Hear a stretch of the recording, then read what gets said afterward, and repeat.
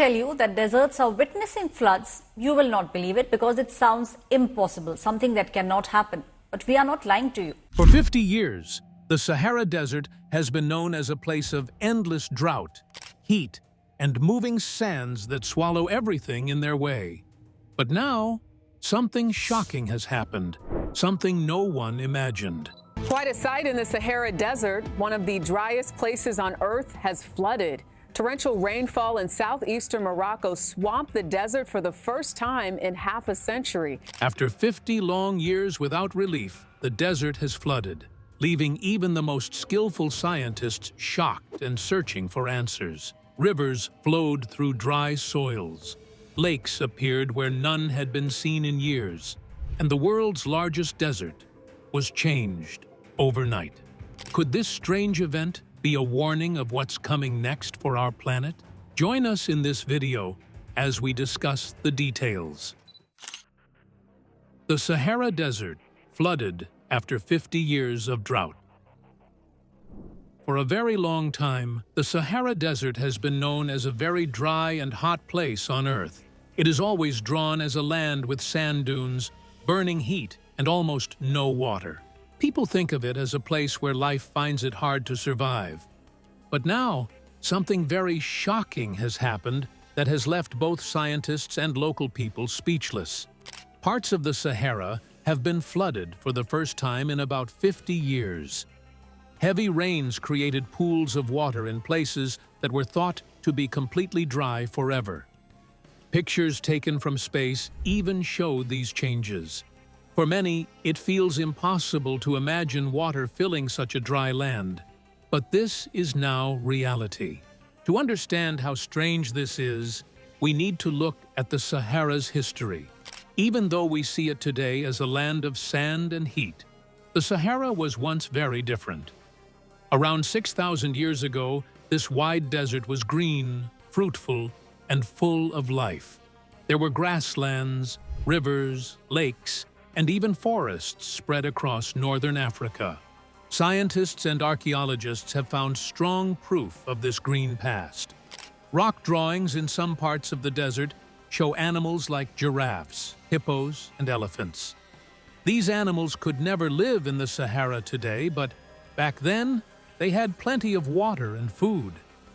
Tree trunks have also been found under the sand, showing that forests once grew in areas that are now totally dry. Even more shocking are the findings of shark teeth and remains of sea animals in the Moroccan desert.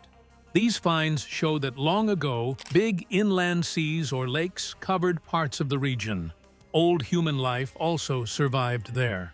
Archaeologists have dug up old Roman bases, coins, clay pots, and even busts that are linked to Cleopatra, showing that villages once lived and did payments in areas we now see as dried desert. So how did such a green and fruitful land turn into the dry desert we know today? Scientists say the answer lies in the natural flow of the Earth.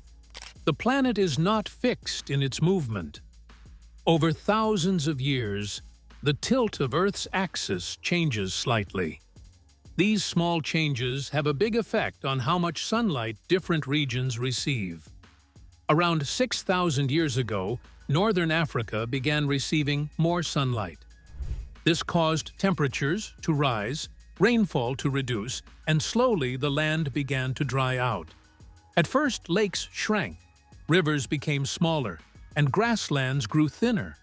Over time, forests disappeared, and sand started to take over. What had once been a lush and thriving region slowly became the dry Sahara. This long process is called desertification, and it reshaped the face of northern Africa forever. But natural changes were not the only reason. Human activities also played a role in speeding up the spread of the desert. As people lived on the land, they used it heavily. Animals were allowed to graze too much, which destroyed plants that protected the soil. Trees were cut down for firewood and for building materials. Farming practices also damaged the soil. Without enough plants to hold the ground together, winds blew away the good top layer of soil, leaving behind only sand and dust. In this way, human actions made the Sahara grow faster and made the land even harder to heal. Now, the newly formed floods have opened a new chapter in the Sahara's story. For scientists, this sudden rainfall is both a shock and a warning. On one hand, it shows that the Sahara's climate is not fixed forever. It can still change in strange ways.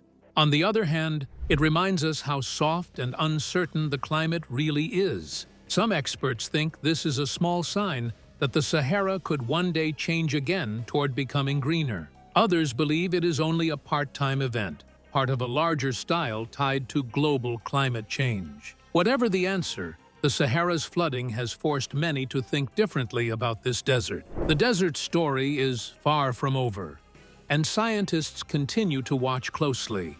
They want to know if these floods are just part-time surprises or if they warn about the start of a much bigger change. If the Sahara could stay dry for half a century before suddenly flooding, what does this shocking change show about the desert's soft balance and the power of a changing climate? Stay tuned for more. When the desert flooded, the Sahara's shocking transformation. A huge storm brought so much rain to the desert that wide areas flooded. This kind of event had not been seen in more than 50 years. For many, it felt like something out of a movie rather than real life.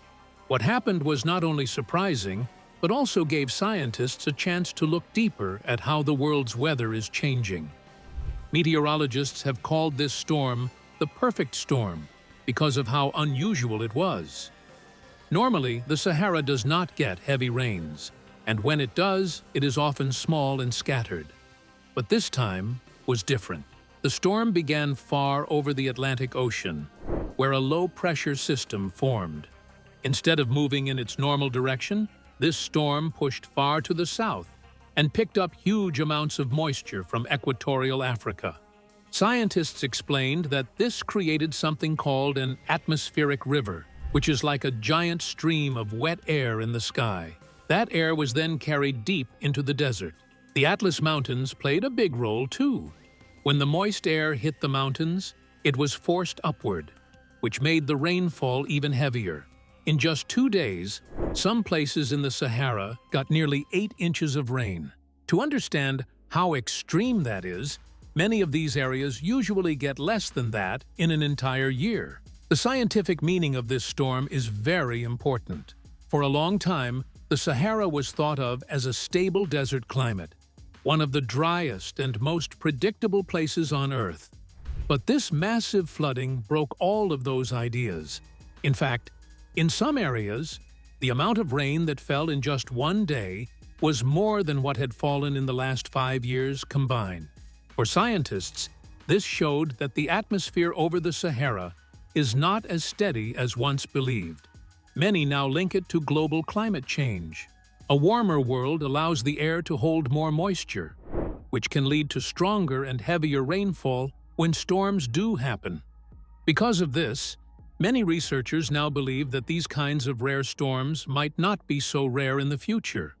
One of the most dramatic effects of the storm was the sudden return of lakes and rivers in areas that had been dry for generations.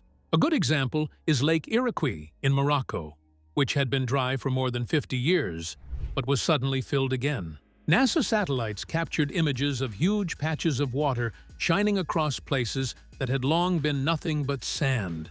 Whole dunes were transformed into temporary lakes, changing the desert's face in a matter of hours. For geologists and hydrologists, this was an amazing chance to study how water moves in very dry environments. The flooding did not only bring water, it also brought life. Seeds that had been hidden under the sand for years suddenly came alive, and green plants began to spread in places where there was nothing before. Some plants that had not been seen for decades were spotted again. The appearance of this greenery also attracted animals. Birds that normally fly over the Sahara without stopping landed at the new lakes to rest and feed. Even water birds that are almost never seen in the desert showed up. Scientists studying the soil found that tiny microorganisms that had been dormant for years also came back to life once water touched them. These organisms are very important because they help recycle nutrients, and their return showed just how quickly nature can respond when conditions change, even in a place as dry as the Sahara. The bigger picture, however, is about climate change. Experts from the World Meteorological Organization pointed out that this kind of event is part of a larger pattern of extreme and unpredictable weather across the globe. Over the past 20 years, the Sahara has already had more than 38,000 heavy rainfall events, with about 30% of those happening in the summer months. In the past, such summer rains were very uncommon. Now, with global warming, the chances of stronger and more frequent storms are higher. If this continues, desert communities, which usually worry about droughts, will also have to prepare for floods. If the Sahara Desert can shock the world by flooding and briefly turning green again, what happens just south of it in the Sahel, where people face the opposite struggle, year after year of deadly drought and hunger? Let's find out. The Sahel's endless cycle of drought and hunger. The Sahel, a thin belt of dry land stretching across 12 countries just below the Sahara Desert, is also facing a serious humanitarian crisis. Millions of people living in this region are dealing with hunger and food shortages after yet another terrible drought. For many families, this is the third time in less than 10 years that drought has destroyed their farms, killed their animals, and left them fighting to survive. Countries such as Mauritania, Mali, Chad, Niger, and Burkina Faso have already declared food emergencies. Aid groups working in the area say the situation is getting worse every day. Because most people in the Sahel depend on farming that relies on seasonal rainfall, any change in the weather places them in great danger. Now, with rain becoming less reliable each year, survival itself is at risk. In Burkina Faso, where about 80% of people make their living from farming, the failed rains have been especially hard. Farmers there describe this year's lean season as harsher than they have ever seen. Many say that their crops were totally lost, leaving nothing to eat and no seeds for the next planting. One farmer talked about how nearly half of his cattle and most of his goats had already died, while his family ran out of grain stores months earlier than expected. In despair, they ate the seeds that were meant for the next harvest, which only made sure there was even more suffering in the future. His family's struggles have been heartbreaking. His sister-in-law and her baby have already died of hunger, and the rest of the family fears more lives will be lost if help does not come soon. The death of animals adds another part to the crisis. Animals such as goats, sheep, and cows provide both food and income, but they cannot go on without grass and water. Experts agree that the droughts in the Sahel are linked to climate change. In the past, such droughts might have come once every 10 years, but now they come every few years, leaving almost no time for families to heal. The story of the Sahel's drought shows how unexpected and shocking it is for the Sahara Desert to be flooded. If the Sahara, a desert long seen as unshakable in its dryness, could suddenly flood, what might the rising number of desert floods around the world be trying to warn us about? Let's learn more. Desert floods around the world and their warning. According to reports, the village of Tagunite received almost 100 millimeters of rain in only 24 hours. To put that in perspective, that is more than what the region often gets in an entire year. The sudden rainfall totally changed the land. Dry, cracked earth turned soft and wet, while gullies that had been empty for years are now filled with lots of water. Salt flats that had not seen a drop in 50 years became streams. For the people who lived nearby, the sight was almost like a dream. Camels and goats walked to the new water's edge, not sure of what to do, while villagers stood in shock, seeing the desert they knew so well take on a new, dreamlike form. For many locals, the flood was a mix of happiness and worry. On one hand, children laughed and played, which their parents had never seen before, playing in the water as if it was a gift from the heavens. Some families even traveled from faraway places just to see the desert filled with water, as if it were a once-in-a-lifetime miracle. But alongside the joy, there was also sadness. Flash floods swept through villages that were never made to manage heavy rain. Mudslides washed over roads, leaving travelers stranded.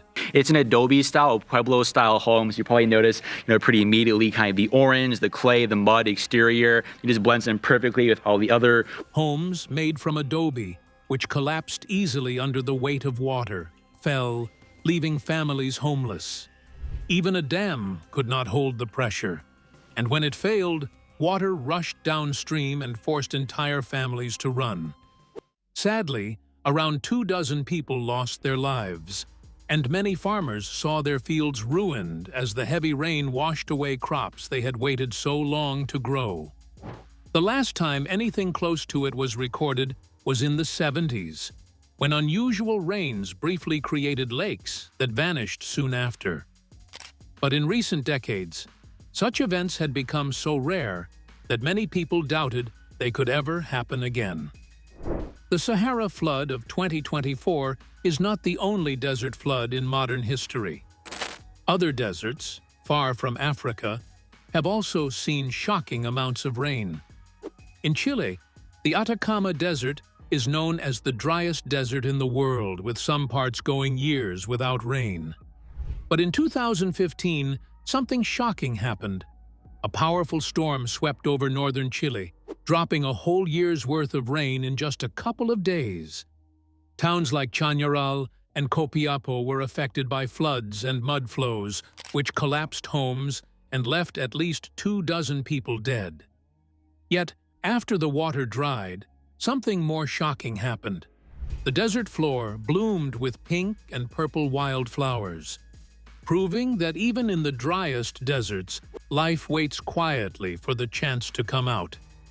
In North America, Death Valley in California has also faced historic flooding. In 2022, a strange monsoon storm dropped more than a year's worth of rain in just a few hours.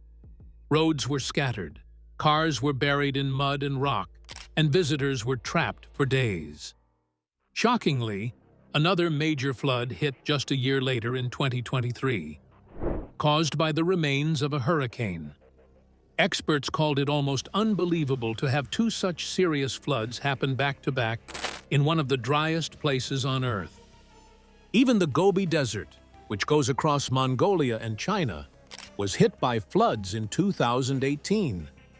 Heavy rains washed out railroad tracks, left villagers without help, and destroyed livestock herds, leaving nomadic families struggling to heal. In deserts like the Gobi, too much water can be just as harmful as too little. The Sahara flood of 2024 is a powerful symbol. On one side, it shows the beauty of nature, where dry earth quickly bursts with life. On the other side, it shows the dangers of a changing climate, where the unexpected can bring sadness. It is both a shock and a warning, reminding us that the deserts of the world, just like everywhere else, are not safe from the reach of climate change. If the Sahara keeps growing year after year, can humanity really find a way to push back its relentless advance?